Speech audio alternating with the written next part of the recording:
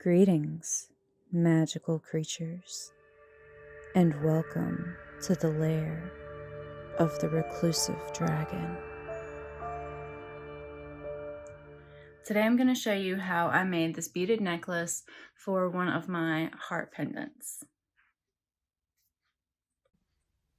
Phone storage was full. That's always a great message to get when you're in the middle of filming and still have several other videos you're trying to make.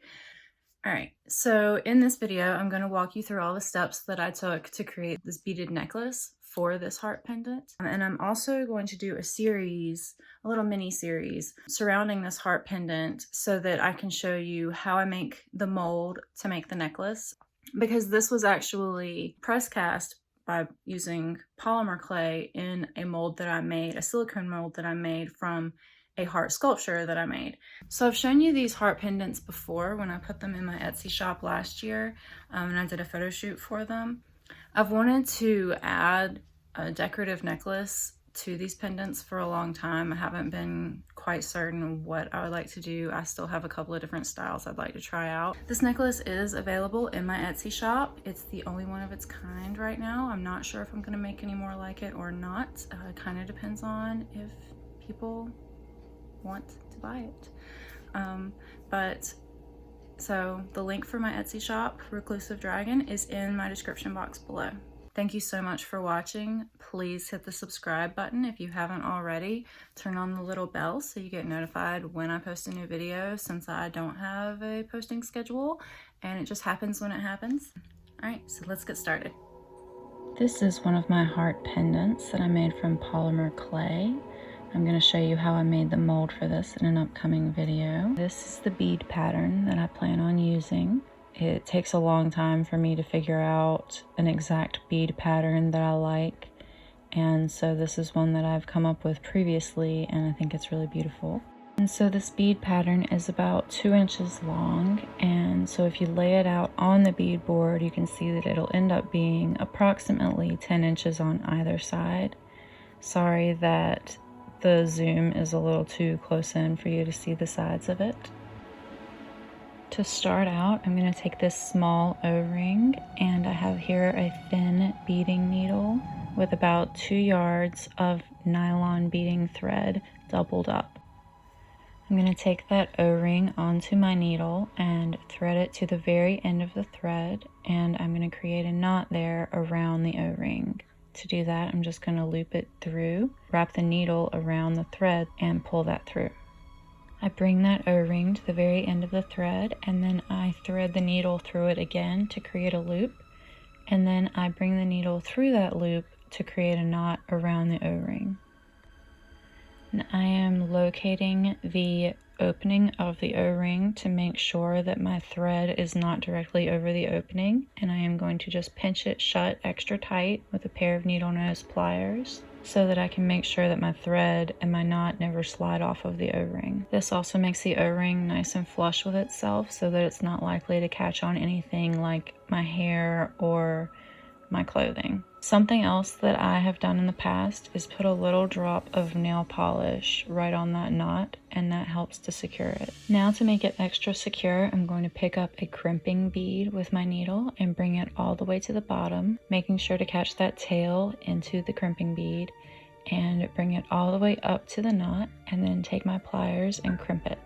Before I get started with stringing the beads, I'm going to trim off part of this tail, but I'm not going to trim it very close to the end, because if I do, it's going to end up poking out, and I don't want that. So I'm going to leave it long enough so that I can string it backwards through several beads, and those beads will keep it in place. So I'm going to begin stringing the beads following the pattern that I've already created.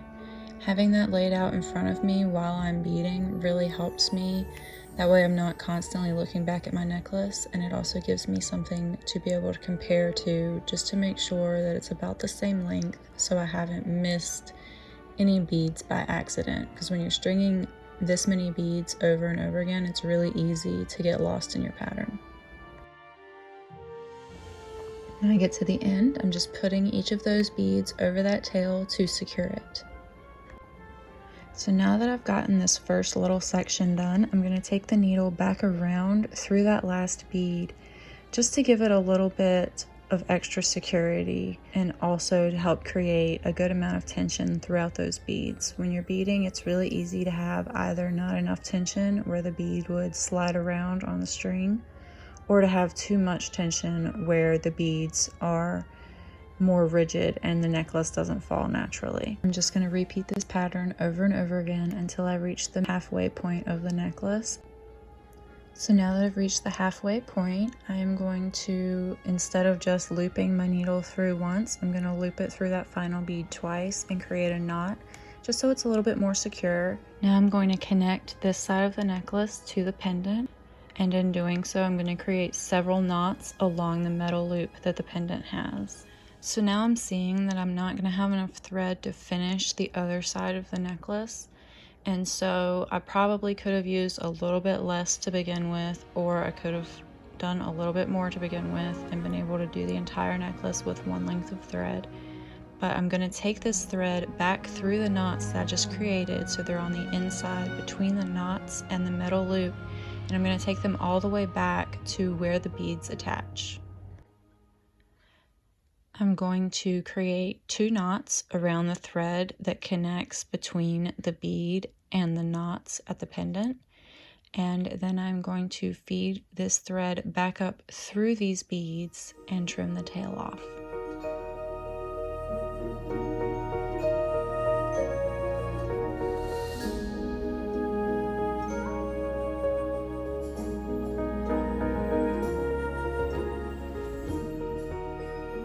And now, starting at the opposite end of the necklace, just like I did before, I'm going to start and I'm going to do the same thing over again, beading down so that I end on the heart pendant so that I can finish it off in a similar way.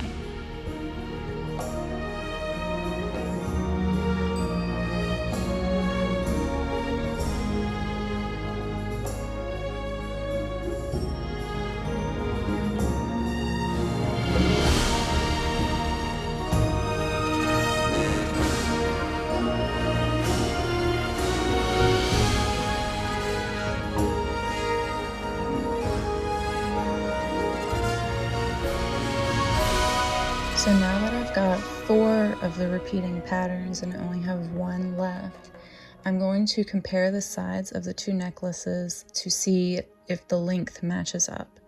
Seed beads are small beads that are cut from glass, and so their sizes vary quite a bit. And so if on one side of the necklace I had more beads that were longer, and on the other side of the necklace I had more beads that happened to be shorter, it's going to create a big difference when you look at the necklace as a whole.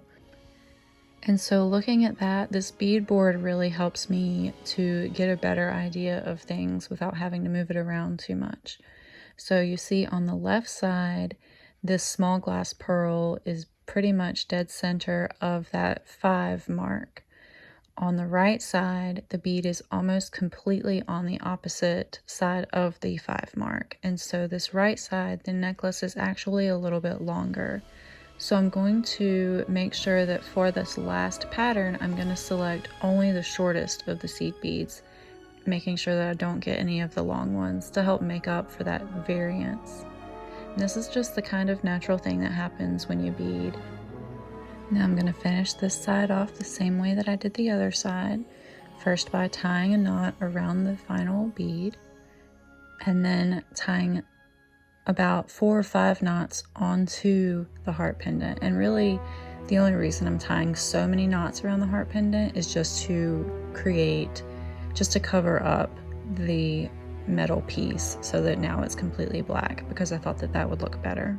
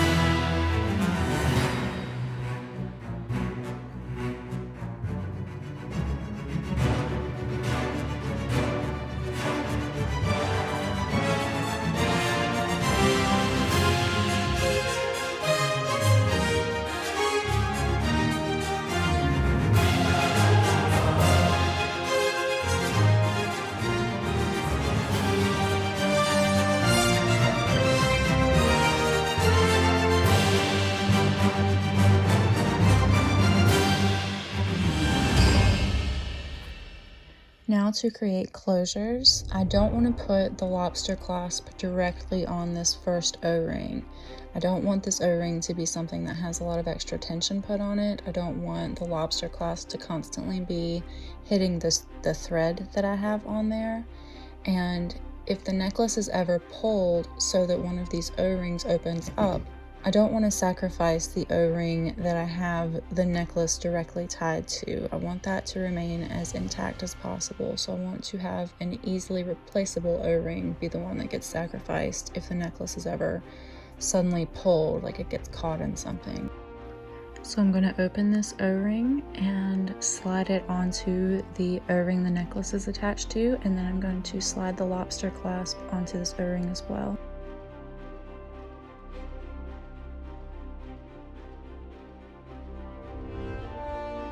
And when fastening this O-ring back, you just want to make sure that the O-ring ends are completely flush against each other so nothing snags.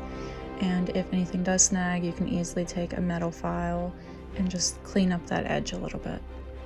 On the opposite side, I am going to do the same thing by putting a smaller O-ring connected to the original small O-ring.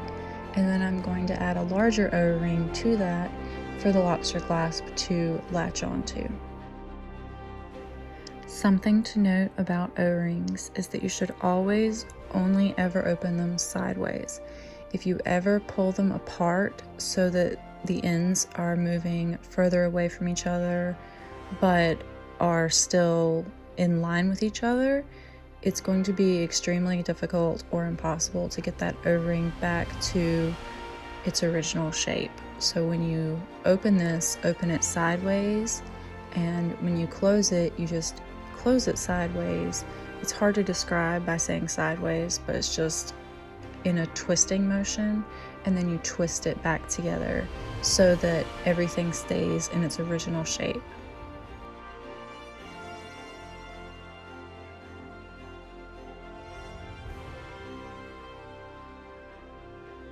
And there we have the finished beaded necklace for the heart pendant.